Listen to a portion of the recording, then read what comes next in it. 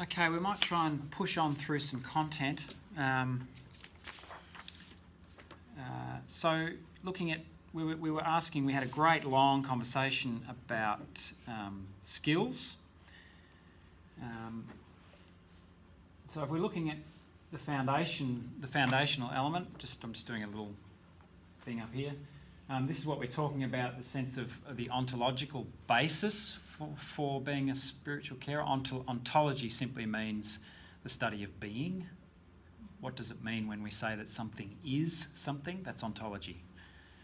What does it mean to be a spiritual carer? So that's what's based on the foundations. And it's on those foundations that we've talked about being very close to what Pembroke talks about in terms of availability, that we build our skills, and all of our skills need to be somehow rooted in the foundation of our call to be available to ourselves, available to others. Love your neighbour as you love yourself. So these are the skills: listening, empathy, concern, discernment, caring, presence, cultural competence.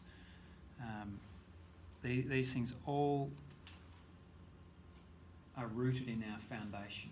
Companioning, providing space within which spirit will emerge and grow. Boundaries and self-care.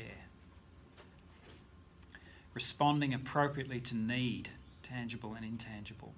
Professional practice, interdisciplinary competence, which means, if you're working in a hospital, you need to be able to work with nurses and with, podiatrists and all kinds of different people. Professional awareness of power dynamics and so on. Now, they might all seem like really practical things, and in many ways they are really, really practical. My argument is that unless they are based in this underlying theology of yourself as a person who is available to others, genuinely available, and committed to the dignity and spiritual life of others and yourself, then all of those skills won't mean much. Yeah. So that's why we pay attention. And the Spiritual Health Association, they used to be called Spiritual Health Victoria. They've recently gone national. Have done about 10 years ago now, published a very, very helpful little booklet called The Capability Framework for Spiritual Care Practitioners in Health Services.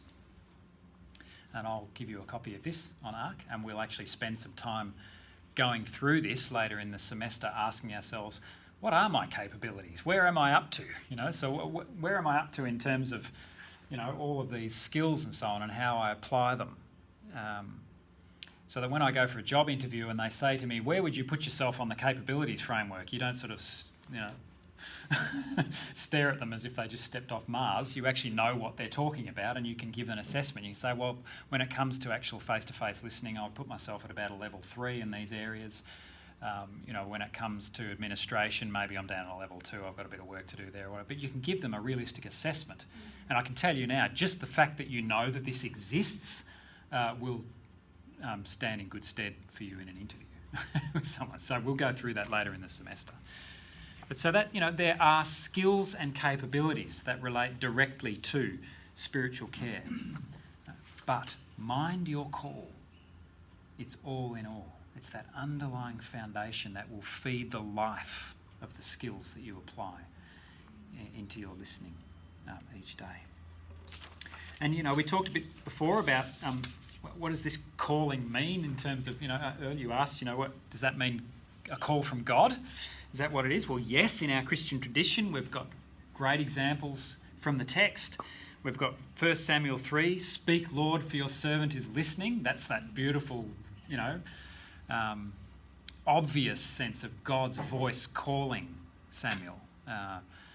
And that's a beautiful picture of the way we make meaning of that sense of vocation, that in fact there is someone who is inviting me to go beyond myself somehow, to extend myself in relationship with God. Jeremiah, if I say I will not mention him or speak any more in his name, then within me there is something like a burning fire shut up in my bones. I am weary with holding it in. and I cannot. There's that more bodily, immersed sense that, we might say, I'm here learning about pastoral care because I just find that everywhere I go, people gravitate to me and want me to listen to them. And I do, and the more I listen, the more people gravitate. And it's just something that I have to do, and I want to do it better. I want to know more about what it is that I'm doing. And it comes from a genuine desire, a genuine love, for other people. That's that sense of the burning bones, that internal fire that's burning. Can't hold it in. And Paul, in Acts, who are you, Lord? You've interrupted my life. Get up, says the voice, and go to the street called Straight. Go, for he is an instrument whom I have chosen to bring my name before Gentiles and kings. So, you've got that sense of two calls there. Paul being interrupted on the road and those who were sent to greet him, to bring him in, to nurture him, to foster his new faith and so on. So in our tradition, we've got lots of examples of what it means to have that sense of calling, that sense of vocation. But as I said earlier, there are many people who nowadays who are, firstly, in the field of spiritual care that you will find yourself, even if you're training for ministry within a faith community, you will find yourself still interacting with all kinds of different people who are offering spiritual care. So, for example, there are lots of ministers, priests, so on, who offer spiritual care in hospitals.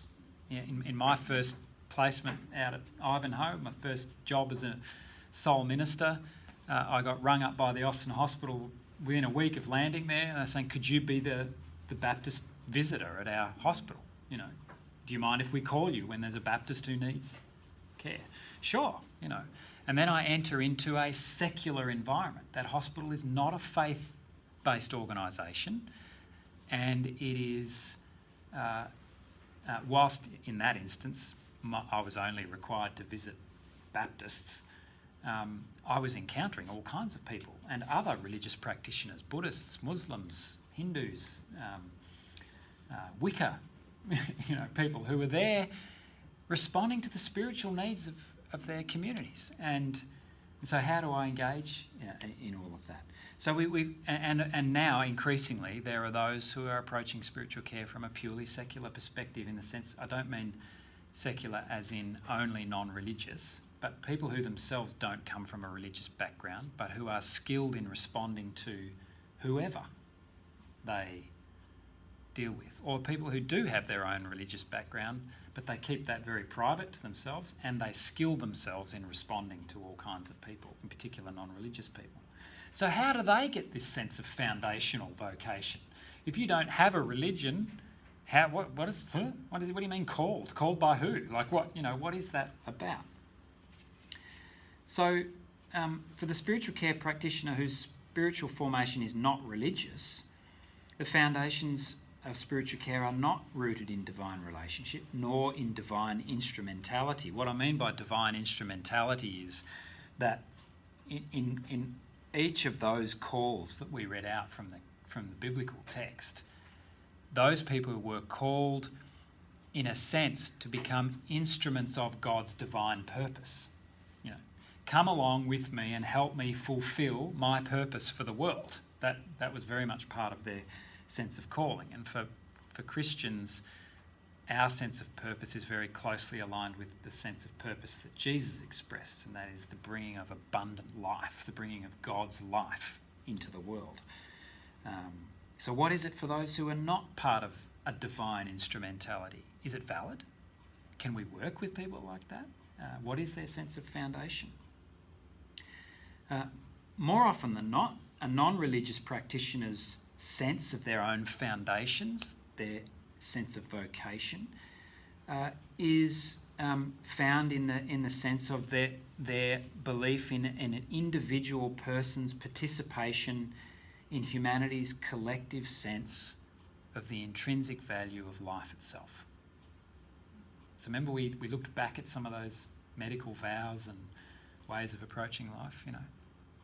Don't do any harm, because the very nature of human life is that it's valuable, it's intrinsically valuable, and we are engaged together in a dignified quest for life. That's what we do. And we can feel it now in our community, can't we, with the response to COVID-19. There are all kinds of different responses, ranging from trauma-informed panic all the way through to self-giving devotion to a sense of vocation. Medical practitioners turning up to the hospitals day after day, treating people who are profoundly infectious, offering themselves. What's driving that? Many of them not religious. So what is it that's driving that? Yeah? Well, it's this sense of the intrinsic value of human life itself. So foundations in this perspective are often derived from the dynamics of identity, character, human character, and what it means to derive meaning from your work. And most human beings work. Many of them have the opportunity to derive meaning from it. Not everyone. Work can also be demeaning. And Simone Weil, who we'll look at next time we gather online, goes into some of that stuff. But work is really, really important. These dynamics can be demonstrated by pointing to the differences in language relating to work. For example, the difference between a trade and a craft or an art. We were talking about art before. What's the difference between a technical trade, a tradesperson, and a craftsperson? We use language there that's trying to get at something. What is it? What is it? Well, Raymond Gaita, the great Australian philosopher, you know who Raymond Gaita is? Yeah? Anyway. Did anyone read the book or see the film Romulus, My Father? Heard of it? Yeah. Great story, great read, very easy read. If you want to get into philosophy through a really readable channel, that book is a philosophical autobiography, really, kind of autobiography / biography, because it's really about his father. He talks in that book about his father and what gave meaning to his father's life. And much of what gave meaning to his father's life was his father's craft. His father was a blacksmith. Now that could be a trade, but Gaita's argument is it can also be a craft. And he argued that for his father it was a craft. Let me read you something from his book. Talking about Romulus, this is Raymond's father, who had been an immigrant from Romania. His work both expressed and formed much of his character. Right? So this is the ontology of it. I am in my work, and my work feeds back into forming who I am. From him, I learned the relation between work and character. His sense of the importance of work and of its moral and spiritual requirements was simple and noble. Like him, his work was honest through and through. He worked at great speed, able to cut steel by sight to within a millimetre, yet everything was perfectly made. If there was a fault, as sometimes occurred because of the qualities of his materials or because, as happened later, one of his workmen was careless, he had a very high view of his father, he took immediate and full responsibility. So he was in his work. He took responsibility. Yeah. He accepted responsibility because he believed that it was the duty of an honest person to do so. It was inconceivable to him that he should do so because, for example, it would rebound on him if he did not. So it wasn't about reputation. It was actually about his investment in the product of his work.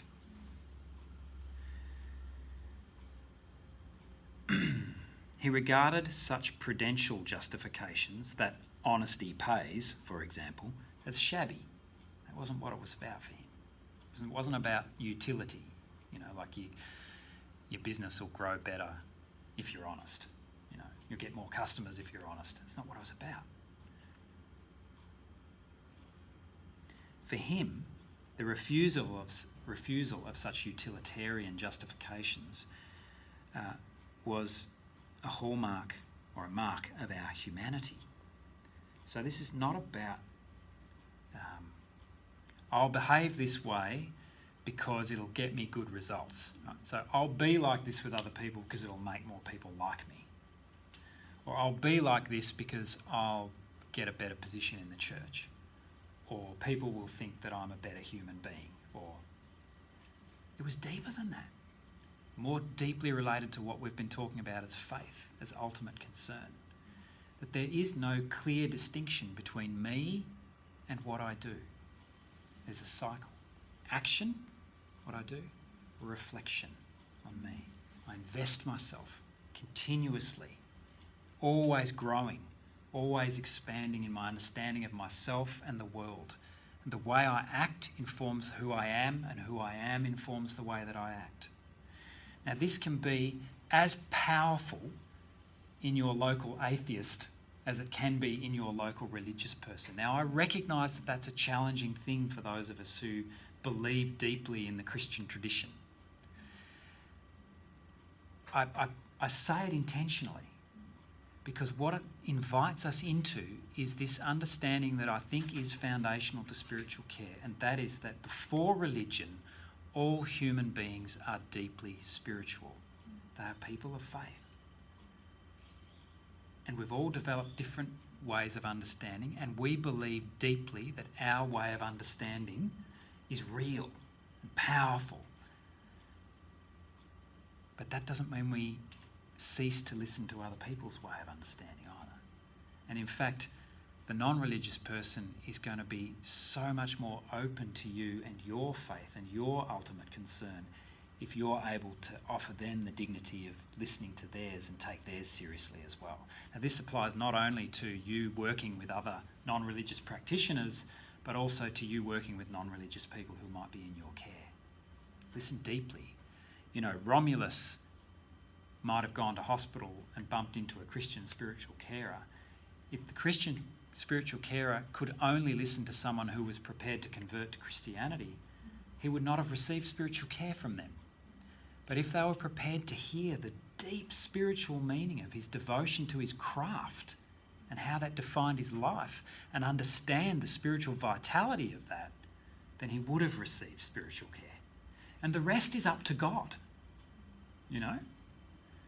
So it's a pretty powerful thing, I think, to remind ourselves of.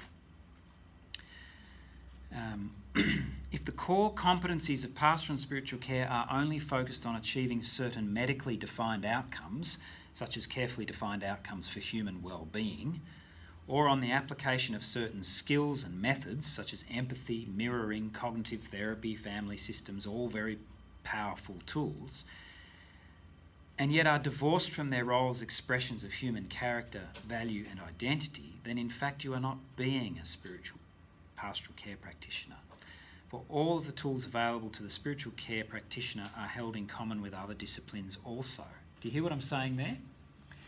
If you are just concerned with therapeutic outcomes, getting a person well, healing them, straightening them out, getting them on the right track, then why don't you go and become a psychologist or a counsellor or a therapist or a doctor or a nurse? Go and do that. You'll probably do more good if that's the only outcome you're looking for. But that doesn't actually define spiritual care. It's part of it. We draw on those traditions and we work with those in order to do what we do.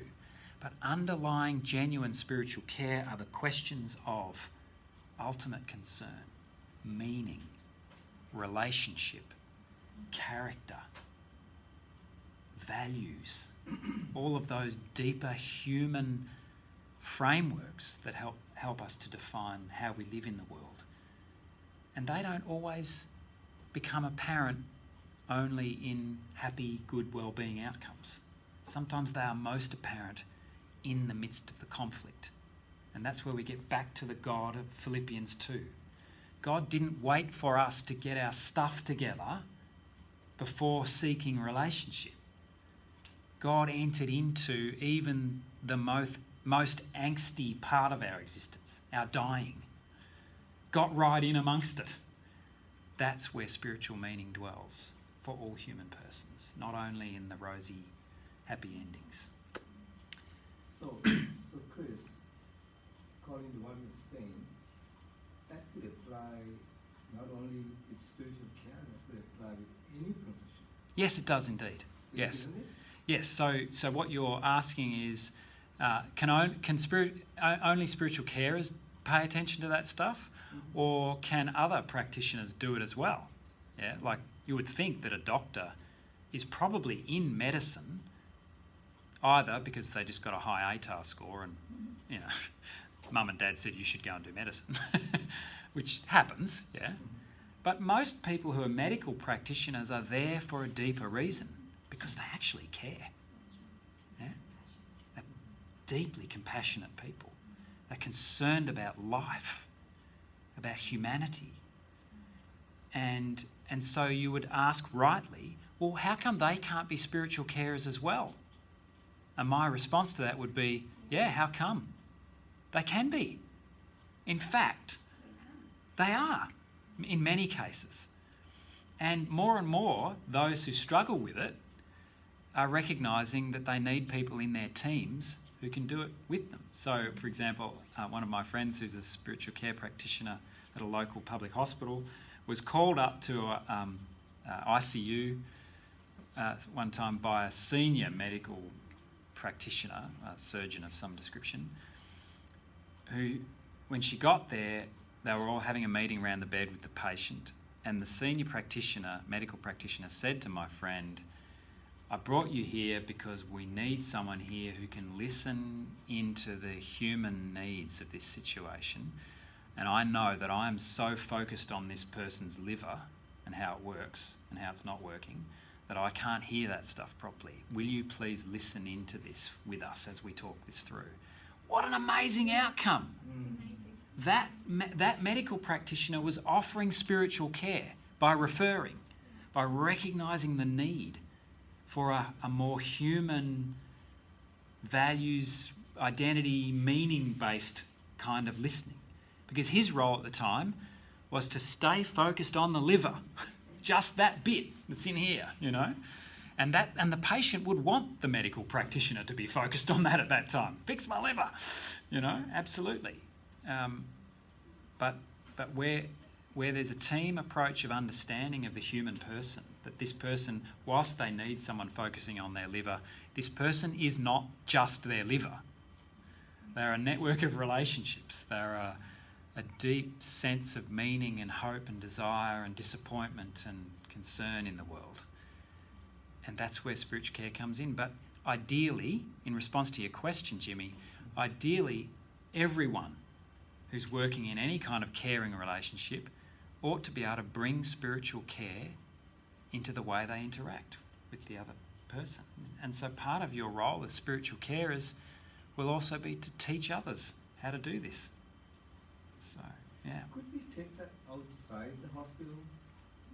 Like if you're an accountant or if you're a baker or Yeah. if, like me, if you work for yourself? Yeah, absolutely you can. Can anyone think of any examples where that's happening? Where spiritual care is not just a faith community thing or a hospital thing or even a school thing? Or It's all based down to human dignity.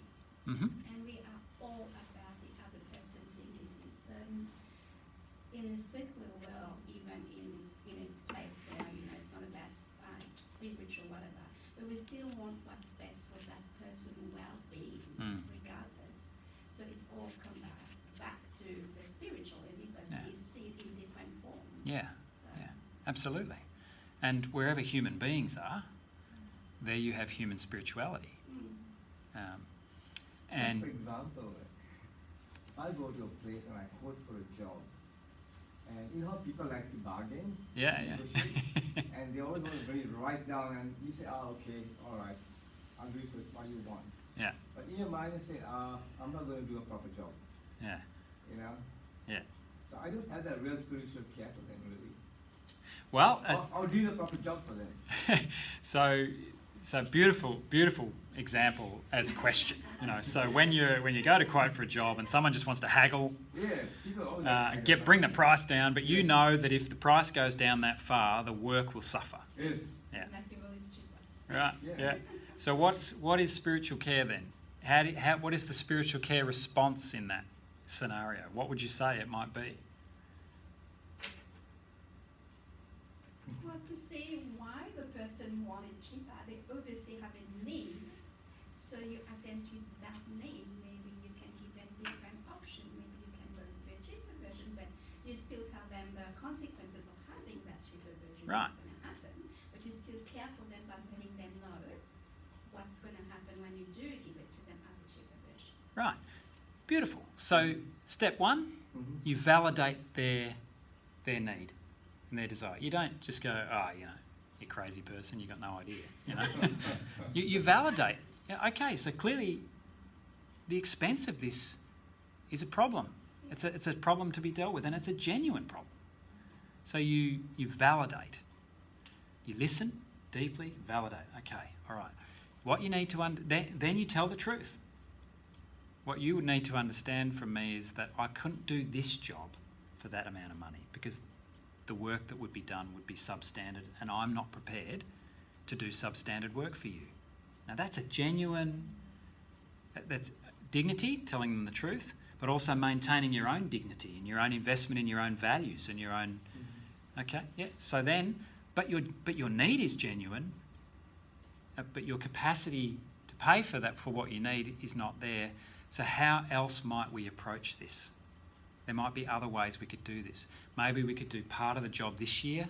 You could pay me that, and then next year I could come back and do the other part of the job, and so you can save up. And but you're actually taking their need seriously.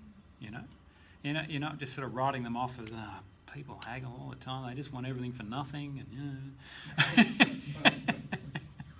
which is tempting, mind you. When you're haggling every day, that's tempting.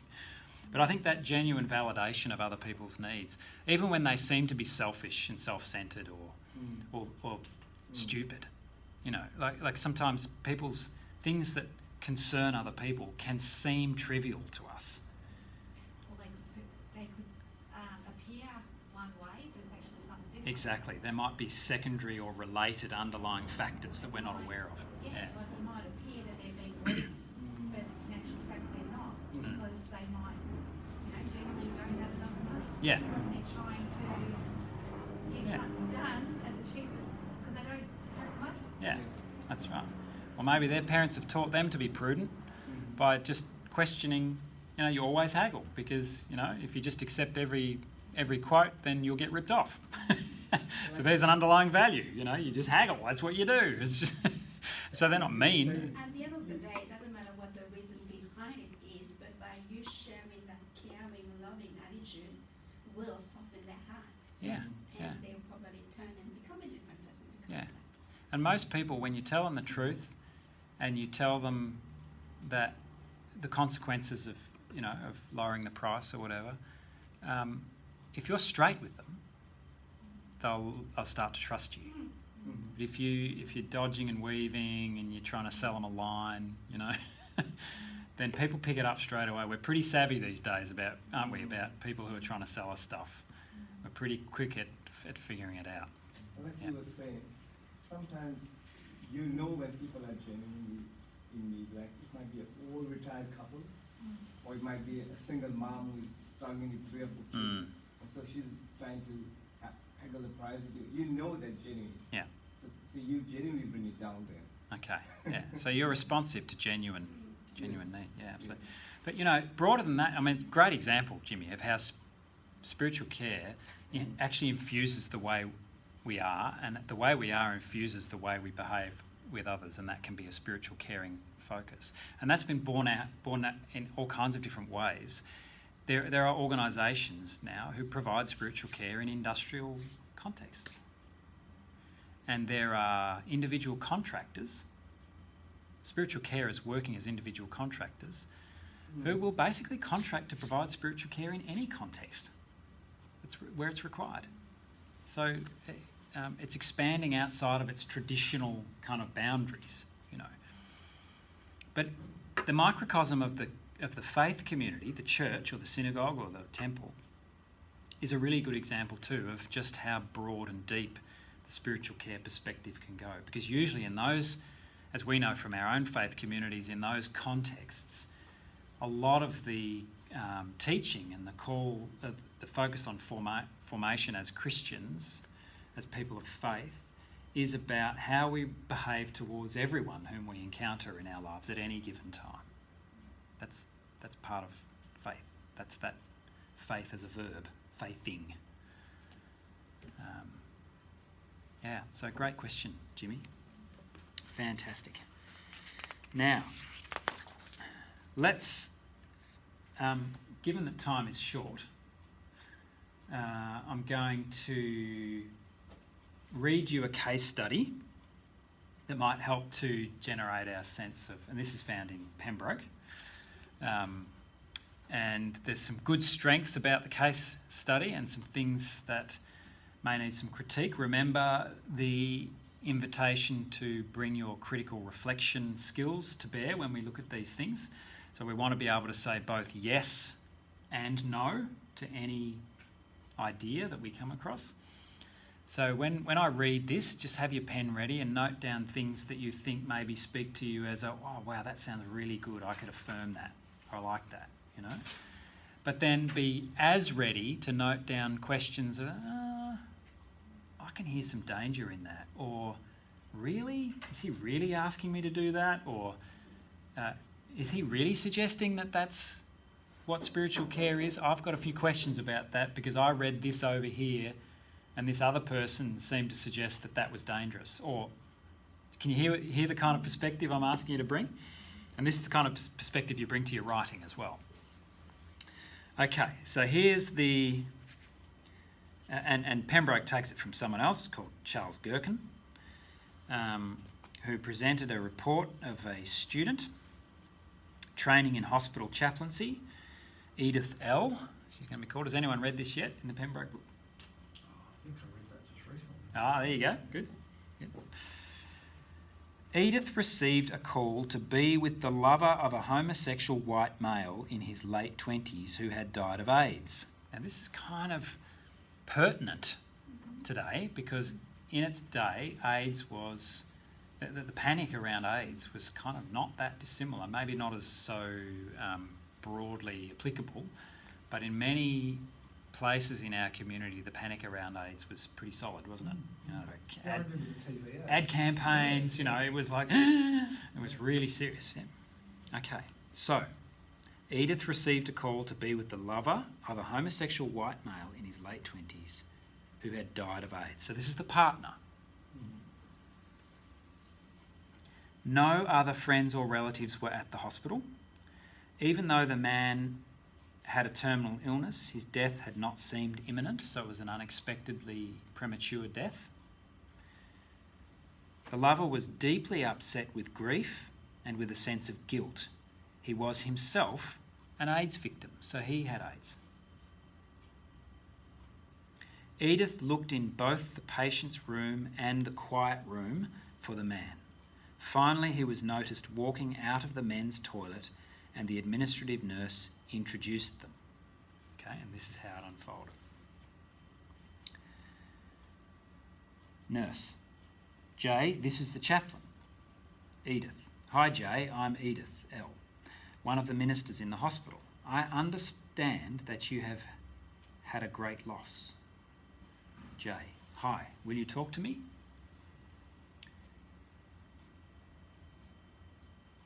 Now here's a comment on the interaction. Will you talk to me reveals a certain apprehension and tentativeness. Gherkin refers to it as the cry of the outcast who both desires someone, even a stranger, to share his time of grief and expects to be rebuffed. Okay, so desire, but a sense that I'll probably be rebuffed. And that sense that I will probably be rebuffed on the outside. Sorry, what is rebuffed? Rebuffed means refused. Okay. And that internal sense that you will probably be rebuffed, refused, ignored, marginalised, can often generate an external veneer of hard, cold distance. Don't get close to me because I don't want to be disappointed by you. That sort of stuff can do. So hence this question. Will you, so hang on, you're a religious minister, I've got AIDS, I'm homosexual, will you listen to me?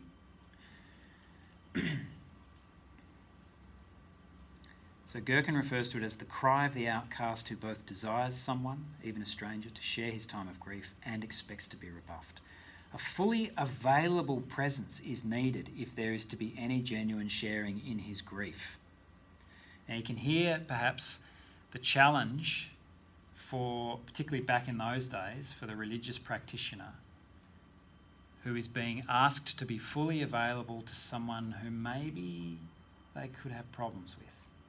This happens all the time.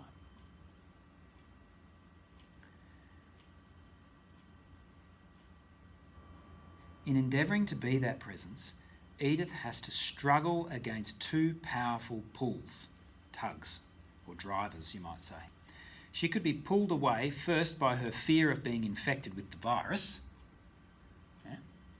Second, she has to overcome the repelling force of being close to a person with the smell of a sick body.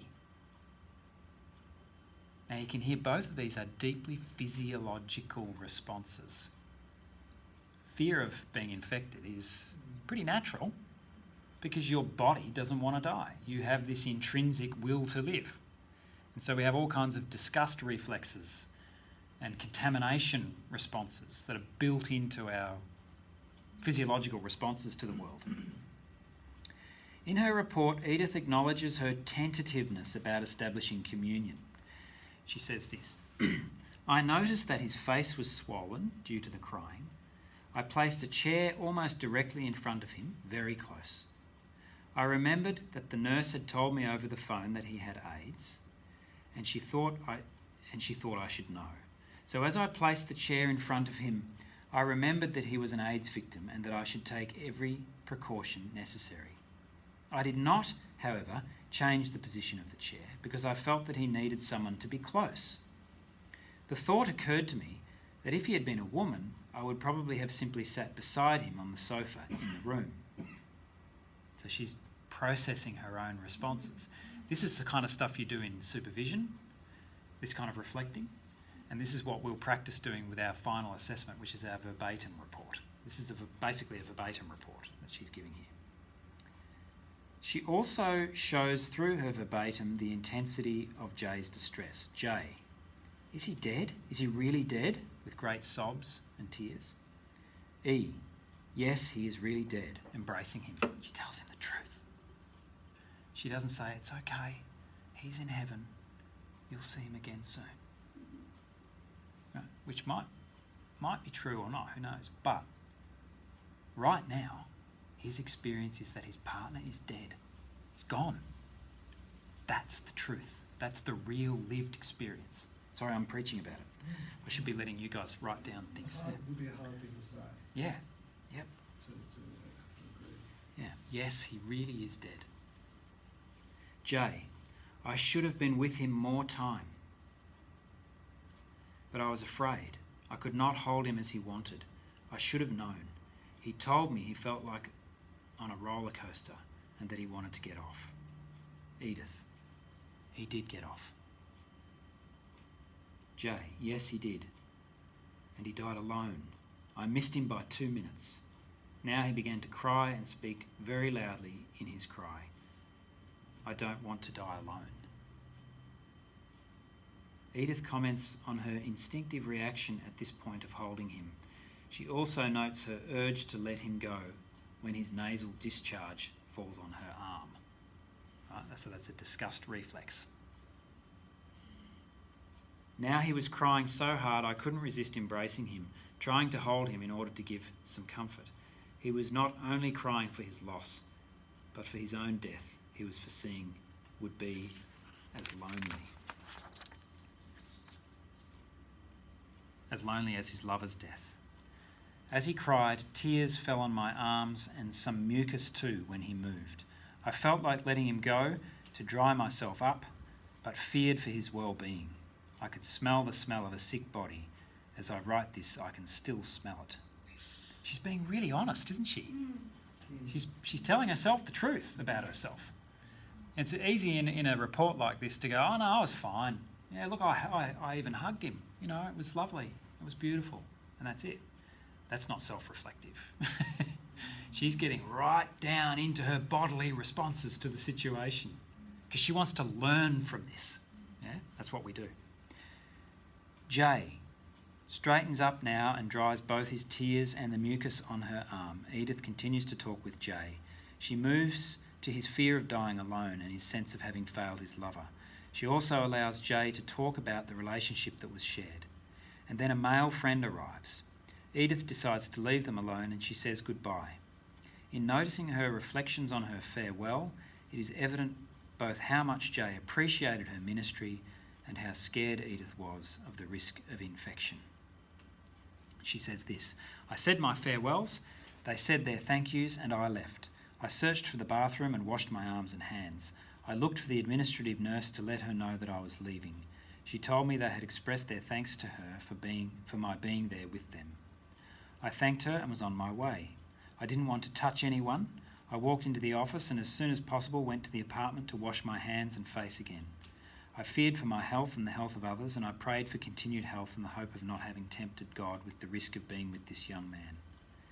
You can hear a kind of theology there that might need questioning, you know. Perhaps I will never forget his eyes of gratitude and his smile for me when I left him, but I probably will also never forget the fear over my health being in jeopardy either. Now we'll pause there. We'll come back to Pembroke's little comment after that. What's resonating in you and what's causing questions for you, critical questions? It caused question for me, because when we do pastoral care, there is procedures and policies that you need to abide in. Yes. And one of them will be touching the patient. Yes. So that's really... So the question of where touch is appropriate and what the And clear your heart ethical is boundaries when are. you see a case like that, of course, Yeah. your human reaction, you just want to give that person a hug Right. or Yeah. attend to that person. Yeah. But then again, you still have to go with the policies and the rules. So Yeah. that's really Yes. where do you... Yeah, absolutely. So you're right. So in this case, it may be that the person who's been largely ostracised by the rest of society might be deeply wanting touch. But even then, it's not necessarily the right thing for you to touch them. There are really clear protocols, you're right now, around touch because touch has been so profoundly related to abuse. It doesn't mean that touch is always wrong, but there are ways of going about it, and you would have to pay really careful attention to the hospital protocols and so on. It usually requires consent, clear consent, and consent is only possible when a person is mentally able to consent. So there's all kinds of really careful questions that need to be asked. Yeah, you're right. Good. So how do you balance... When you say the consent as well, when this happening, that interaction is happening, you don't really ask the person, can I give you a hug? Yeah. You will just okay, this person is broken, Yeah. so I will give this person a hug. Right. So that also can be so tricky. It can. So the instinct can be just a hug. Yeah. But the protocols, the ethical boundaries require you to get consent. And that you can hear that requires of you that you always retain a sense of yourself and a sense of the other. You don't give in to a kind of merging of the two, unconscious merging of the two, which can happen because of all kinds of drivers in us. Compassionate, Yeah. often well-meaning, but sometimes actually needy. I need to hug this person. So it can actually be about yourself. Yeah. So learning how to maintain really, really clear boundaries between yourself and the other person, understanding yourself and understanding them, can create a healthier basis on which to touch. And so then the question, do you mind if I put my hand on your shoulder while I pray? Do you mind if I touch your forearm? Do you want to hold hands? and there are ways of going about that, but you can't do that if you're not aware of the dignity and the rights of the other person to have the freedom of decision and consent. If you just assume that your instinct to hug is mirrored in their instinct to be hugged, and you just, well, that's risky. It is. Yeah. But having said that, this policies and procedure can also, sometimes they put it in place, like I work as a youth worker, not working at the moment. I work as a residential setting where we have children coming from such traumatic background. So we have a lot of them from sexual abuse and so on. So we've got to be very careful. But because out of the brokenness, most of them are, they have drug addiction, alcohol and so on. And also, they're also so broken and they don't have that human touch. And sometimes in all their brokenness, and we still have to say, this kid really needs somebody just to give them a hug. But then again, we can't do that. So it's just... Yep.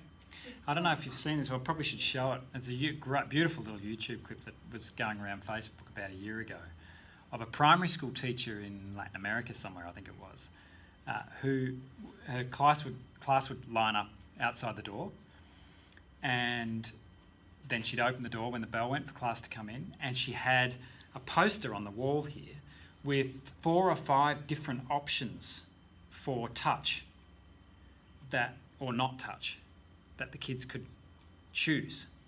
And they would stand at the door and they'd point to the one they wanted. So there was like a high five, there was like a hug, there was shake hands, there was a bunch of different ones. And one of them was no thank you, no touch, just a nod or hi or whatever.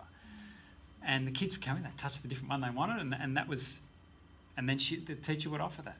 And so there was this kind of implicit consent there in that. And it seemed pretty beautiful to me, but it's still not without its risk and its problem. Because who's to say that a child is fully cognizant of what it means to consent in any of those ways? But, it's very delicate because physical proximity is part of who we are. And it doesn't have to be a bad, abusive thing, but how do we discern that? And hospitals, public places, rightly, have very, very careful protocols. All right, any other observations about this little scenario that we've shared? What you were talking about this before too, I think this might sound naive, but I think you've got to tune in with your own instinct as well of what that person's needing from you as well. Because last week I spent a day with a chaplain at an aged care facility, and she met 2 people. The first person was very scared. You could tell they were scared, so she kept her distance, but she still engaged with them, but kept distance. Yeah. And she didn't want to further Yeah. scare them. Yeah. And then the second person was a Muslim lady, and she just straight out shook her hand, held, Yeah. well, not shook, held Yeah. hands, Yeah. and they grasped each other like this. It was the most beautiful thing, and it was real, like that, the physical touch, like holding each other. It was very, very deep spiritual moment. So what you're saying is that when you say listen to our own instinct, it sounds to me, and tell me if I'm wrong, but what you're suggesting is that listening to ourselves and the way we are receiving signals from other people and paying attention to the way we're interpreting them and seeking intentionally to understand what's going on in that interaction, that's really powerful. And you're right to identify that. And it's not, sometimes when we use the word instinct, we can run into the limitation of thinking that instinct is something that some people have and some don't have.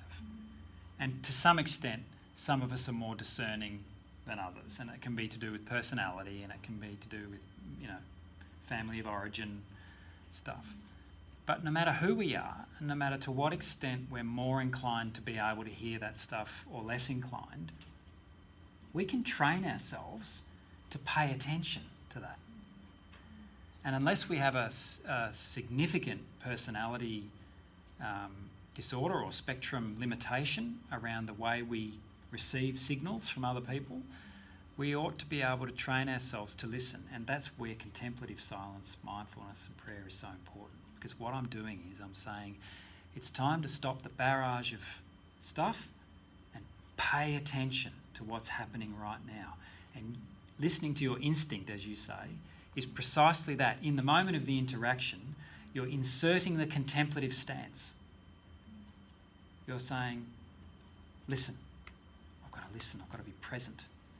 I've got to hear now what's going on and how I'm receiving this.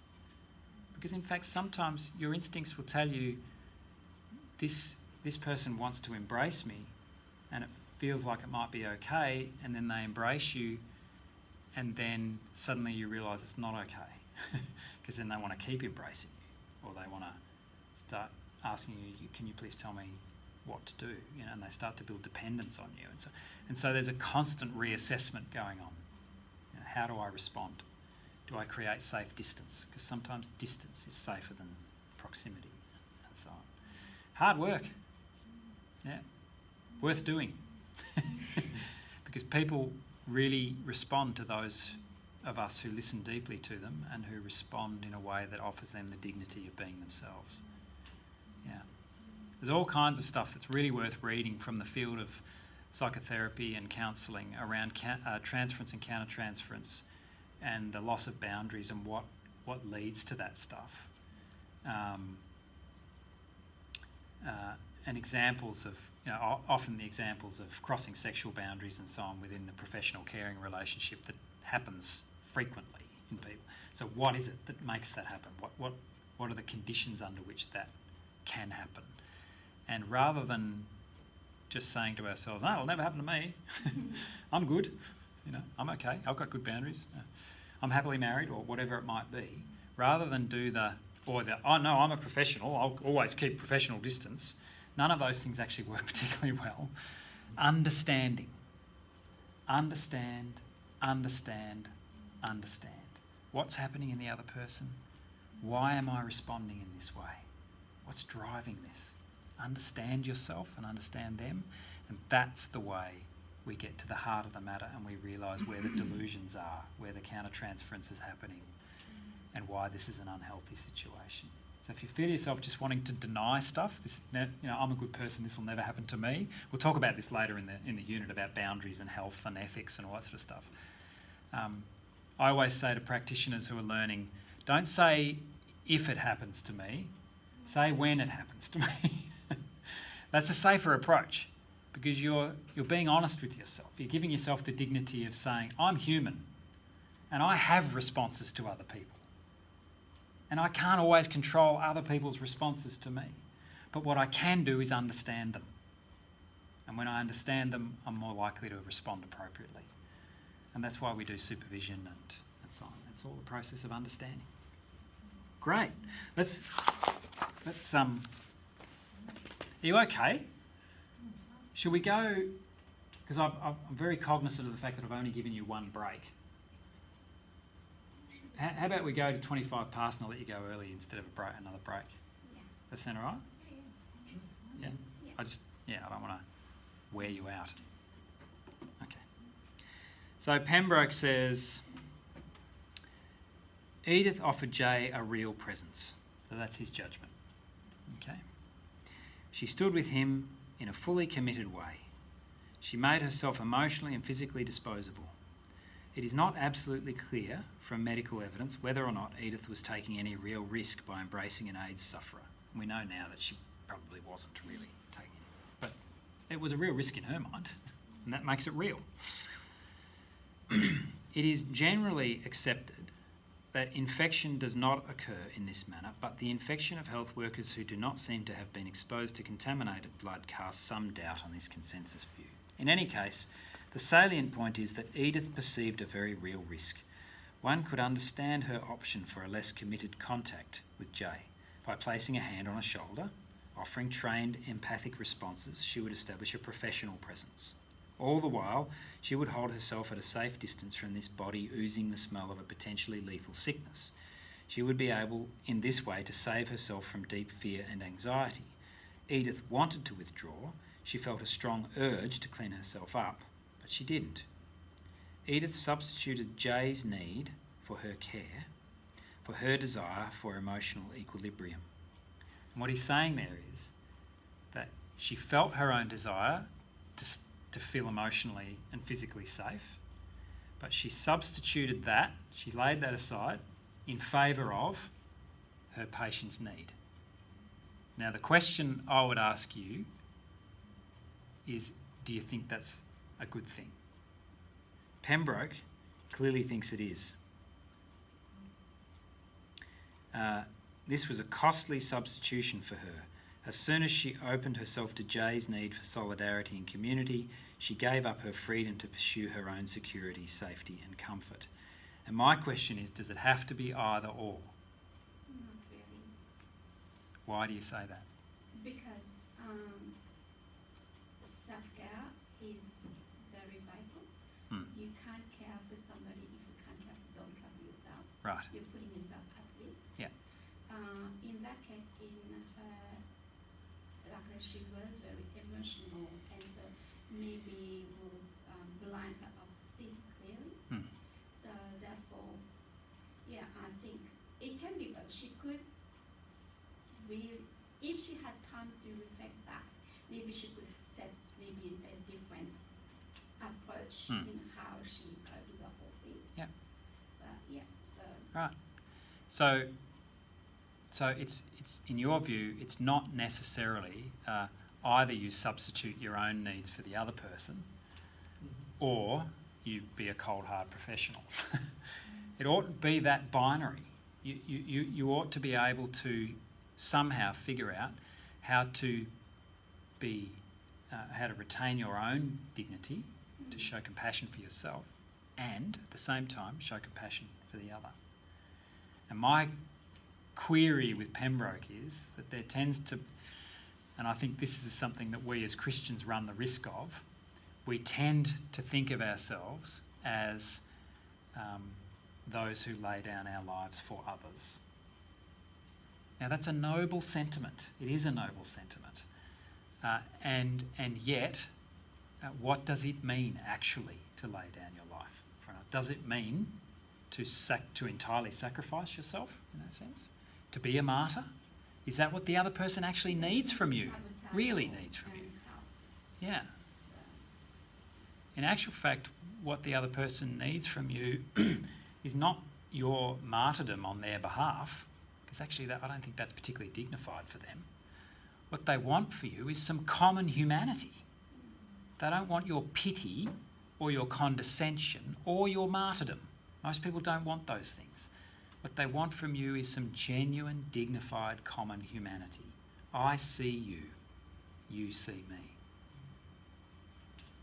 So I think Pembroke needs a bit of unpacking there, a bit of critiquing. I think he's a little bit too Messiah complexy. But that's my view. That's my critical perspective. You may have your critical perspective. But you can see it's a great little story because it asks all those questions about what are the foundations of this, and how does the way we act inform who we are. Did Edith's disgust reflex, is that something she ought to be ashamed of? No. Yeah. It's just natural, isn't it? I suppose it comes down to how you assess something as well. Yeah. So could it be, I could be way off base here, but sometimes when you look at a situation, you take the emotion out and you look at it and go and say, like in her case, the disgust reflex. That was a physical, but then it's emotional as well because she was scared. Yeah. So that's an emotional response. So if you take that, the fear out and say, what am I really scared of here? And then say, I'm scared of contamination. Well, am I really at risk of contamination? And then you can reassess. Yeah. And then say, well, I'm not really at risk of contamination at all. And Yeah. then you say, I can sit with this person, I can care for this person, Yeah. I can. So you've got to constantly reassess things. Yeah. And me me dropping all of my boundaries and my self-assessment in favour of what I think is the need of the other person can be a dangerous scenario, because actually you don't probably know yet fully what the other person wants or needs. I wonder whether she could have given him what he needed without actually hugging him and embracing him. If she had have basically been with him in that moment, but let him have that cry that he needed to, but still be present and aware and that sort of thing.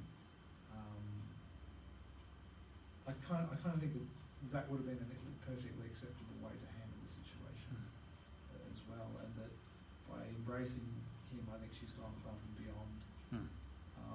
Definitely what I would do. I mean, look, it may be that it was fine, and it appears to be fine for him, and she's gotten through it. But I think the mistake that Pembroke's making is that he's holding this up as an example of genuine availability, as opposed to something that maybe not quite so available or genuine. To show this availability, but Yeah. just one way, so. Right.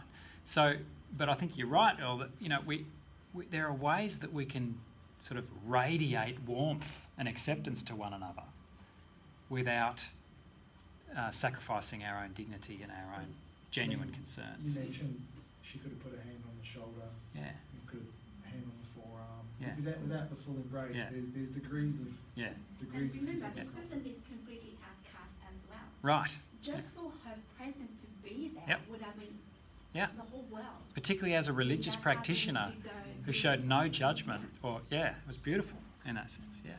I'll just finish with a quick story that illustrates this from my own experience. When I was a Baptist minister in Canberra, I went to visit a woman in Canberra Hospital, and she was in isolation because she was highly contagious. I can't remember what the illness was. I got there and went to the nurses' station, said, "Hi, I'm Chris, I'm from the local Baptist church, I'm here to visit blah blah." "Oh yeah, okay, no worries. Well, there's the protocols there, just make sure you follow all those protocols and you'll be fine." So I went over and there's a list like this, and all this equipment that I had to put on before I could go in. So, you know, put on the goggles, pull on the full body suit, put on the booties over my shoes, big gloves tied with things around here. I had to put on a full face mask. Before I did all that, I had to wash myself with antibacterials and all that, so make sure. So I looked like an astronaut, you know. Now, in my heart and mind the whole time was, how am I going to develop any rapport with this person when she won't even be able to see me properly, you know? And so I thought, I'm not going to let this stop me. You know, why would I, you don't not go in just because of that. So I went in, and it's funny, all of the imaginings that go through your mind when you're in these scenarios, you know, that, you know, highly contagious and so on. So expecting to find some kind of dramatic medical situation unfolding in the room. I walk in and here's this little old white-haired lady sitting in a dressing gown in the chair by her bed, just as if she was at home. And it didn't feel like a really dangerous, highly contagious situation, but I knew it was. So I walked in and she's kind of looking at me like this, as you would. I don't know about you, but I'd be like... and so I stood there and I said, "Hello," I'll just call her Edith. "Hello, Edith. What you need to know is that behind all this mask and everything, I'm smiling at you." And she just broke into this big, warm smile, and I sat down and we just started to chat, and I couldn't touch her. I couldn't go in any sense closer than, you know, a metre or so away from her. But I kept telling her how I was responding to her. You know, I said, I'm feeling really moved by what you're saying now. And tell me more about that experience. What's it like to be isolated in this room, and what's it like to have me come in this suit? What was that experience like for you? You know, and we actually laughed and we talked through all that sort of stuff. So we were able to actually pay due respect to the boundaries that were required, the limitations of our situation, and yet be truthful and honest with each other in our sharing. So there was still intimacy there. There was genuine mutual sharing and dignity and so on. So I think I share that story simply by way of saying, don't just slip into this sense of, I've got to abandon myself in pursuit of some kind of intimacy that I'm actually not really sure yet whether that's what's required or needed or wanted by this person. Pay attention to yourself, pay attention to the other, and don't feel like your foundations, your availability to the other is it needs to be sacrificed in order to do something that you think you should do because your religious tradition wants you to, or because someone else thinks you should, or maintain your sense of self and dignity, and in the same time maintain the sense of self and dignity of the other, because that's actually how you have a relationship. You can't have a relationship with someone who you're trying to shape in your own image or something like that. I think we'll finish there and launch ourselves into the world of online learning. Thank you for great conversation and comments today. I will be popping up in short videos, tutorials, messages, all kinds of ways communicating with you. So check ARC as often as you can, once a day at the very least, I'd say, and you'll find all the updates coming in. And if you're having problems, if you've got questions, doesn't matter how silly you think the questions are, please just ask. Don't be strangers. Stay in touch. Because even though I'll be down on the farm in West Gippsland, I'll be with you in virtual space very much. So online course next week will be at the same time? So next week is a gap week, remember? So we have a gap week, so there'll be nothing new going up next week apart from my communications with you. So just to say, the following week we'll be back, and then I think there's 2 weeks of Easter break, and then we kick off again, and it'll all be from the end of next week. Everything will be there online, but I'll probably have the stuff up there for you for the next week anyway, so that those of you who like to take a bit longer with the readings can just access those readings. So the first assignment is the book report? The book report? That's the first assignment? Yep, that's right. Yeah, and that's now due a week after what's currently there, advertised. But I will be changing that. I'll change all those dates, and I'll change the Turnitin portal. And when that's changed, I'll message you and tell you that it's changed, so you can go and have a look at that. But just ease into it. Don't stress. We're all in this together. And if in any way you feel disadvantaged, or like you start to worry, I'm going to fail this because of online learning or whatever, let me reassure you that no technological reason for not being able to hand something in or anything will be held against you. All right. So if something technically goes wrong for you and you can't get it in on time or whatever, that won't be counted against you, because we understand that this is something new for some of us, and we need some flex, we need some grace, and that grace will be given. All right. So have courage, and we'll see you in virtual learning land. And stay well. And look, I really am holding all of you prayerfully and mindfully as you make decisions in your own lives, and as you respond to health situations and work out how to be in this space. Go well. Thank you. You too. Yeah, thank you. Thanks, Chris.